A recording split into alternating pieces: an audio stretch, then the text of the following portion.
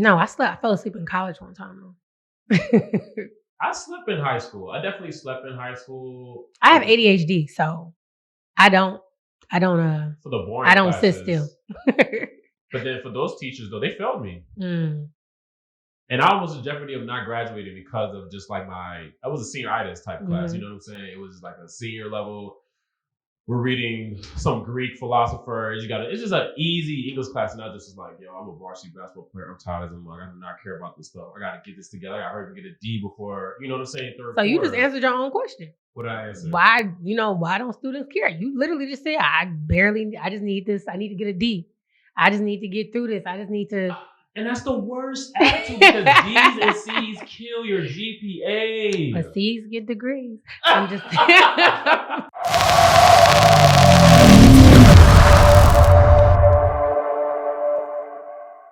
You got to also think who the teacher workforce is.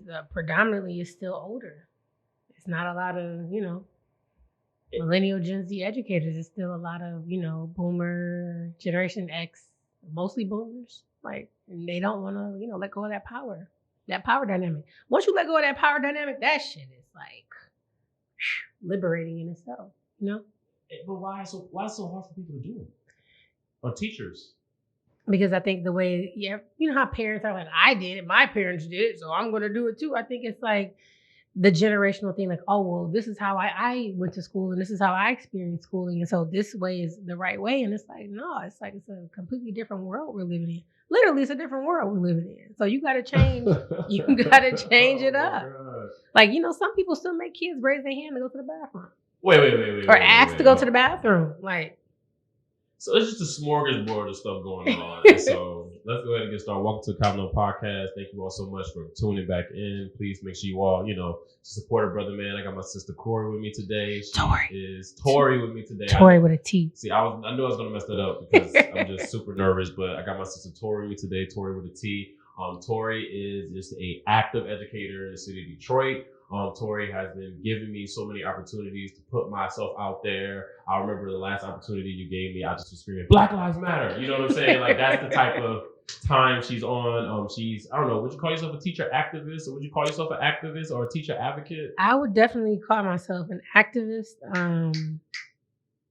I think all teachers are activists, though.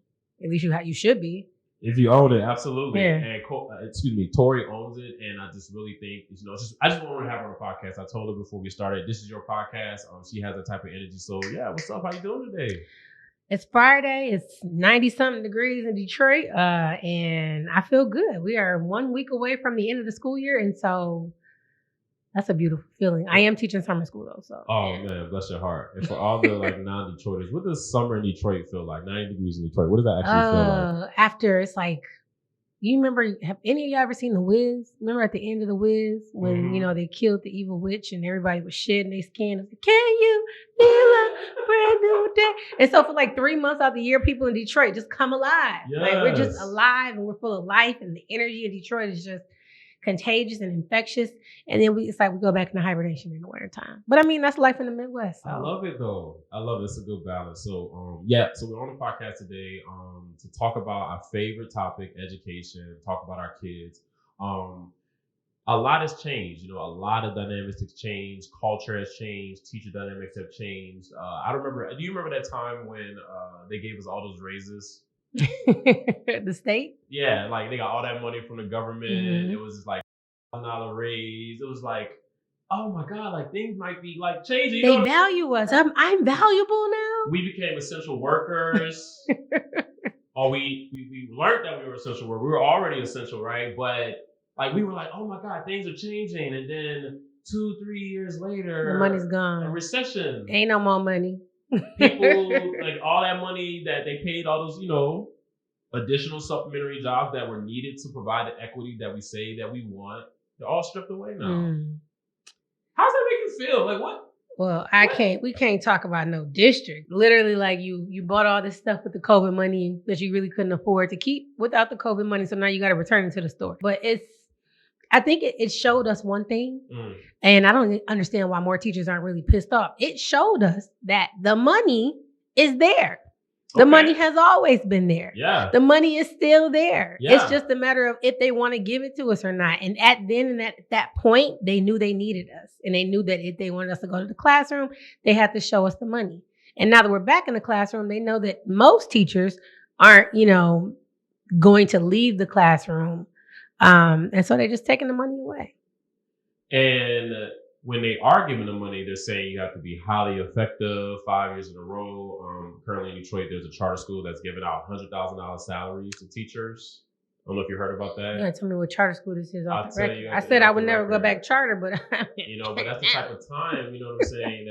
It's wild though that they like 100,000 for teachers is so like attractive, but like other professions, like 100,000 if you're a doctor, like they would laugh in your face. Like a doctor, a person with a PhD, a doctor or an attorney would laugh in your face if you said $1,000 is the starting pay. They're like, what? But teachers, we're like salivating over that. If you had I'm salivating. I'm not even gonna hold you up. If you had that, what would be the first thing you'll buy after the first paycheck drop, after taxes? You see that extra $1,000. You're like 4 bands extra, right? I don't know. I don't even know. Taxes might be crazy when I was I was about to say, they're gonna tax it. What's the first thing you buy or getting or saving? I don't know. I got a baby now, so everything is for her. Right. Great response. Everything is for her. Mother of the year. Something real ignorant for her. Yeah, I'm probably going somewhere. Probably going to absolutely a trip. A show a trip. Gotta buy my wife something that's just like, yep. Might buy a new wedding ring. I'm just playing. But anyways, okay. So I mean, 6 figures. You got to upgrade. You can't have the same ring you had when you wasn't making 6 figures. I mean, come on now. I mean, it's only acceptable. And so, so today we're here to talk about just like, why educators are leaving. And one main reason why we think educators are leaving is just apathy, student apathy. And when I looked up the definition of apathy, it's just really just engagement, like kids just not being engaged with you. And I think as educators, right, we tell educators don't take stuff personal.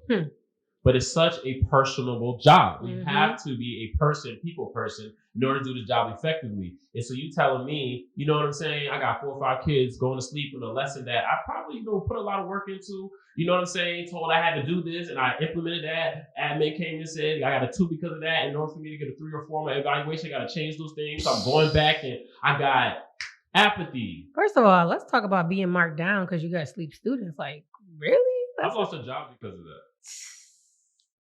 And I wish students really understood that matter. And I tell students this all the time. Like, if my administrators come in and they see you with your head down and they see that you're not engaged, that's a poor reflection upon me. It doesn't matter if your head hurts. It doesn't matter if you didn't sleep last night.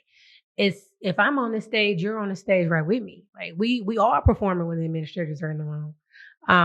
Yes. But I think that you said something like teachers put a lot of work and effort. Well, you should.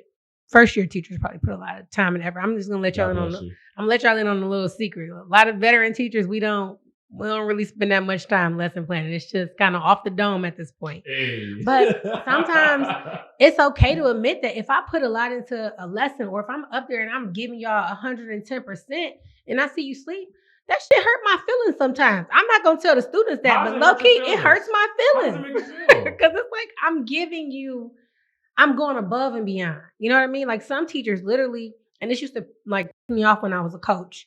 Some teachers literally will sit in their desk all day and talk to the students and not walk around the room, not engage the kids, not try to bring in something relevant, not try to make the learning engaging and fun. It's hard to bring a humdrum, whitewash curriculum to life. It's very hard. And when I do go above and beyond and I do it and I see you sleep, to me, that's like a slap in the face.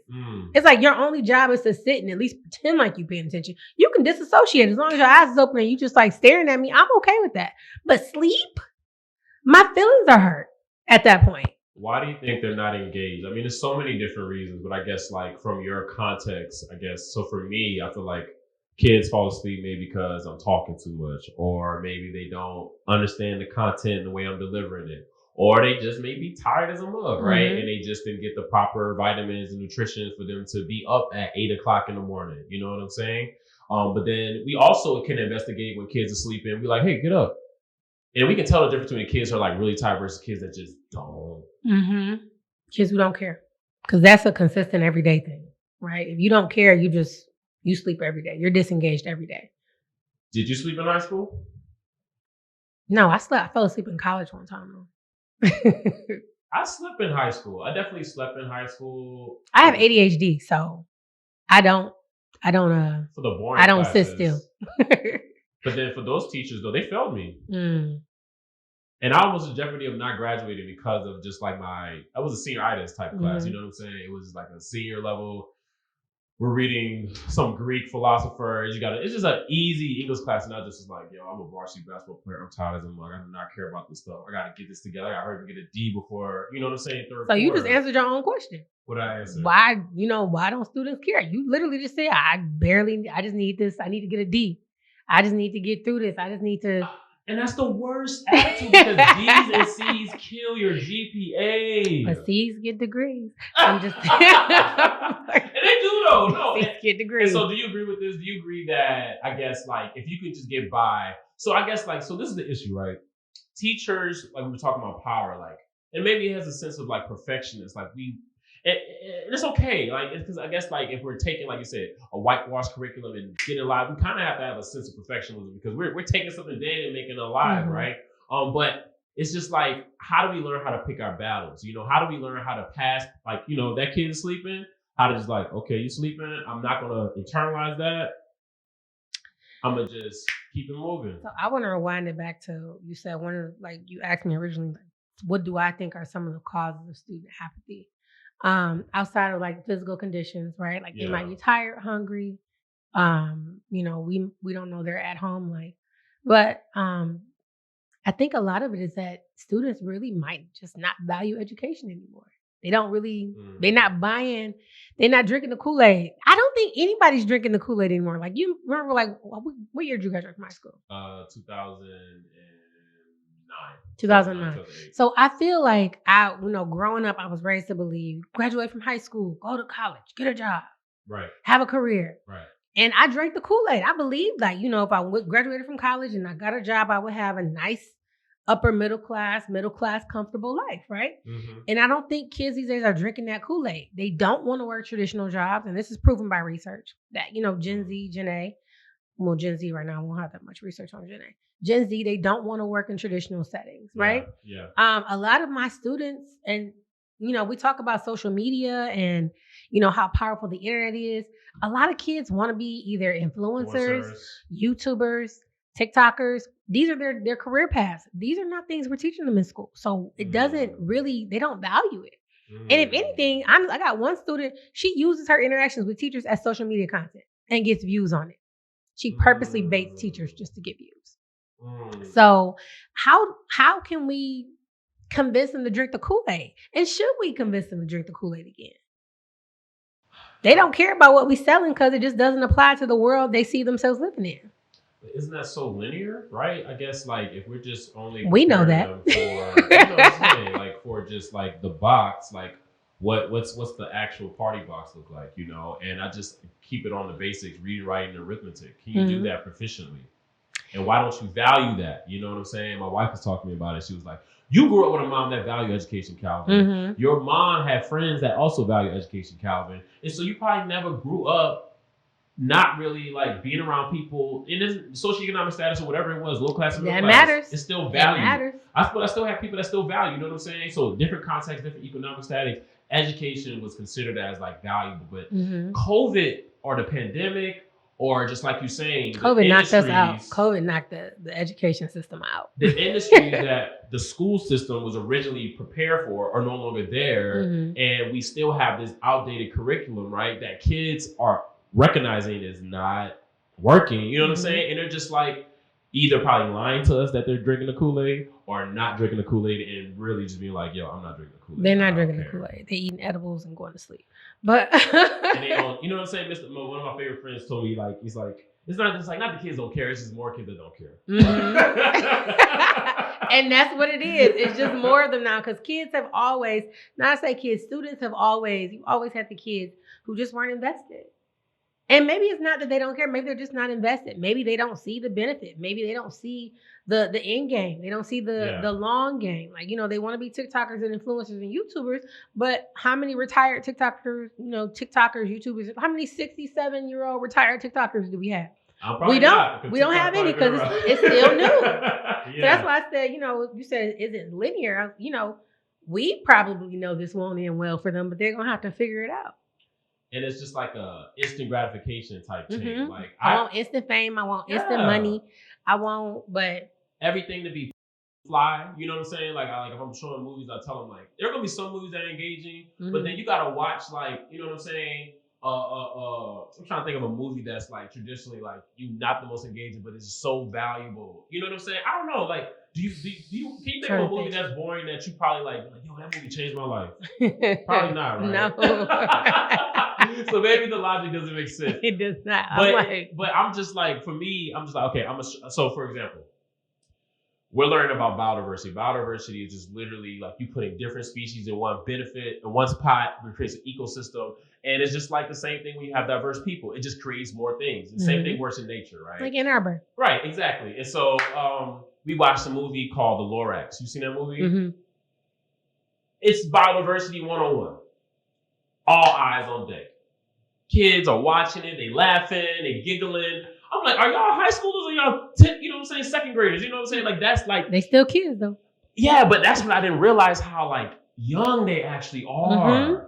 You know what I'm saying? But as, like, a high school educator who's teaching the next gen science standards, I'm like, okay, well, I got to give you the Lorax, but I also got to give you Viranga, which also talks about, you know what I'm saying, a biodiverse ecosystem in the Congo where the Congolese people were killed by Leopold. And you know what I'm saying? Like, there's so many other histories that go into that. And they're just like, why we got to learn this? Why we have to do this? Why we have to, you know what I'm saying? Why we have to... Because you have taught them those same standards with just the Lorax on?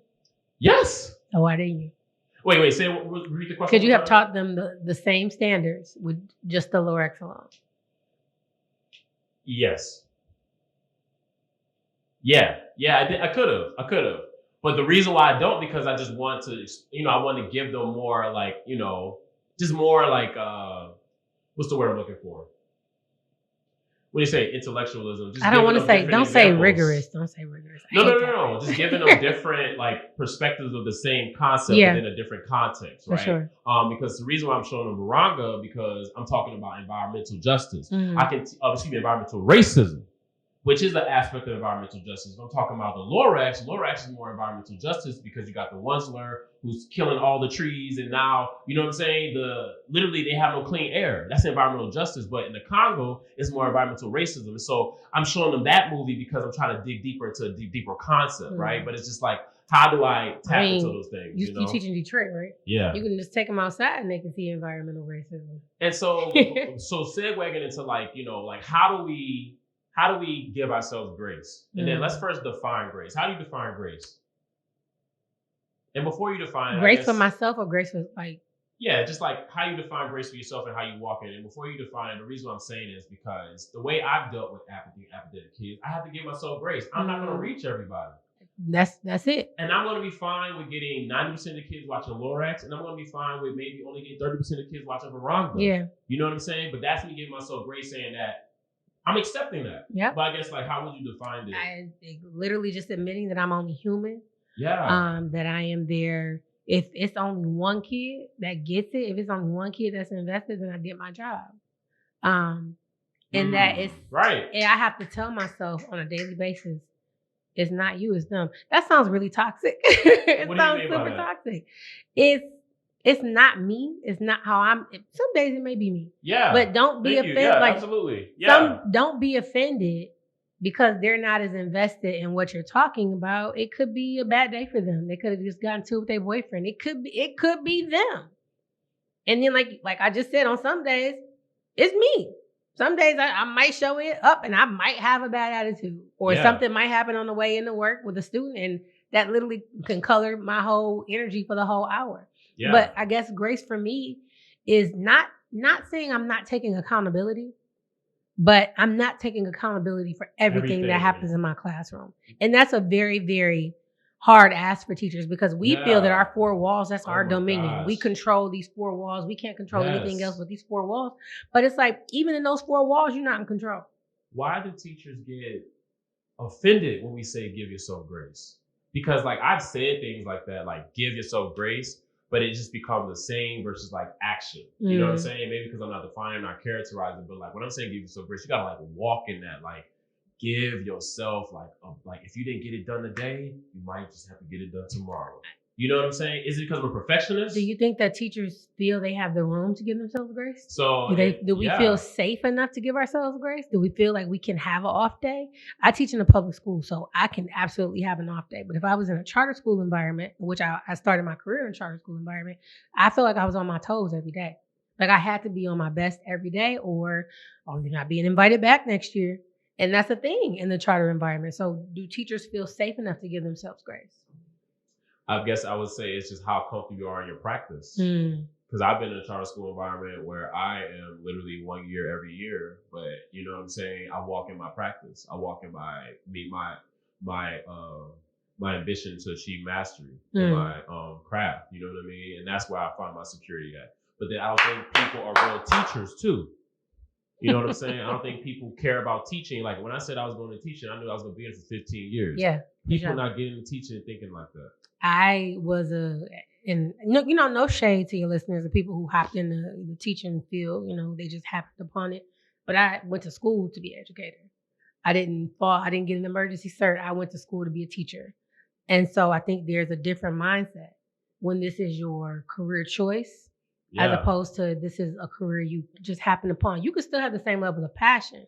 Yes. But I also think there's just a different level of commitment to yourself and to your student. And my thing is, my mom always said, if you're going to be this, then be the best that you're going to be. All I'm ever going to be as a teacher, I'm going to be the best. Like, I'm absolutely going to be the best. I was, when I got highly effective a couple times, I was really hard on myself. I'm like, dang, now I can't not get highly effective. Because once you hit highly effective and you can get effective, you like, effective. That's interesting. But it's that level of, like you said, mastery that you're always striving to attain. And I think that's the difference between a career educator and an educator who is just, it is a career for them at the moment, or a job for them at the moment. Somebody who's, investing in this to, for the long end. I talk a lot of shit and say I'm going to leave education, but realistically, I can't think of anything that I would want to get up and go to work and do every day.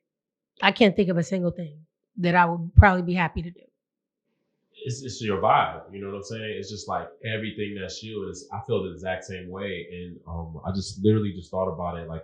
But I guess it's just like just again, like just giving yourself grace and recognizing, like you're not going to get it right all the time. There's no such thing as a perfect teacher, and this is what I thought of. So like me having my daughter, right? I had to, you know what I'm saying, accept certain L's that I would usually get W's in the previous year because I just didn't have the capacity no more. And I feel like that's me giving myself grace. Like I'm taking that L. So for example, I use all my PTOs my first semester after like my daughter having to go to childcare. I use all my PTOs because she was sick. Mm-hmm. I was sick. Yeah. We were both sick. My wife was sick. I was mentally tired. 12, you know what I'm saying? And so I'm not in school really like that. Mm-hmm. That's Mr. Nello. I've been in school for 6 years. I've never not, like, I'm there. You know what I'm saying? It's just a new dynamic. I'm like, do I care about education? Do I still care about my job now? You know what I'm saying? Like, I'm just like questioning things. And so I'll get my evaluation. No, you can't. You just care about something more. I get my evaluation and I'm already expecting me to get like effective or not highly effective. And when I got it, they were like, do you have anything to say? I was like, nope, I don't. And then this evaluation, I got a higher score. You know what I'm saying? But I feel like if I didn't give myself that grace, I probably would have got the higher score I got now because I would have been so caught up in trying to, like, you know what I'm saying? And you get what I'm saying, I guess? I get what you're saying. So I had a similar experience this year. I had my daughter in August and I was out a lot this year. I was out so much this school year, actually, being on maternity leave and sick. I was out so much that they can't even evaluate me because I wasn't even there for the full school year. And I actually had to just come to terms with it. This has been the first time I haven't started a school year with my students. Yeah. And I talked to my principal and because I still have to have like my meetings, but not being evaluated officially. But I talked to my principal. I said, I have to come to terms with the fact that I'm not going to be a good teacher this year. Yeah. I'm not going to be the best teacher this year. Yeah. I'm not going to be a mixed 92.3 educator of the year. That's not going to be me this year. I'm not going to know my kids this year. It's just literally coming to terms with the fact that I am a human being and I'm having a human experience right now. And that's grace. Yes. And you got to give yourself that same grace every day. I might be having a bad day this day and I might not feel like getting up and moving around the class and working individually with each student. But as long as I'm still getting up and showing up. Yes, showing up. I'm here. Showing up. And that's what I had to tell myself, like, hey, man, I got the worst score I've ever gotten. What's the best I can do? Is just get up and just be there. No matter how tired I am, no matter how much I want to go home. I want to go home probably majority of the time. Especially because you got a baby. I want to go home and hug my baby. That's all I want to do. You know? So I guess, like, how much does, like, great admin go into that? Just like that dynamic we just talked about. I think part of it is a great admin and another part is a great union because, you know, there's really nothing they can do. And communication, right? And, like, communicating it. Like, letting them know, like, hey, I know that I'm not on top of my business this year. I know that. Yeah. And I think that, you know, administrators, if they're a truly great administrators, I think, remember what it is like in the classroom. Yes. And I don't say this to say that, you know, you can't be a great administrator if you haven't taught before. But, I mean, if you never cooked something before, how are you going to tell me how to cook it? That's just my thinking about administrators who never taught.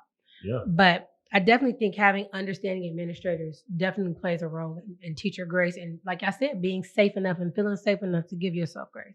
Because if you don't have a understanding or a strong leader, I don't know. I feel sorry for those folks. Indeed, blowing my phone up now. Indeed, be looking like, we see you're a teacher.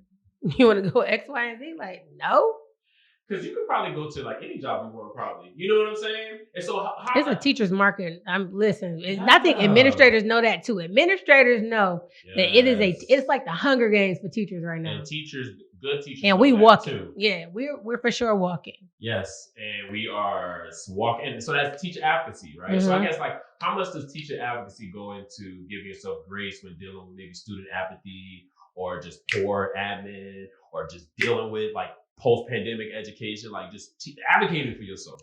I think another thing the pandemic taught us outside of, you know, they have the money is teachers are very, very, very, very, very needed. Like America needs us. Like they legitimately need us, which is another thing that pisses me off about teachers. Sorry, I'm about to go on a tangent. Yeah, go ahead. Educators have such leverage.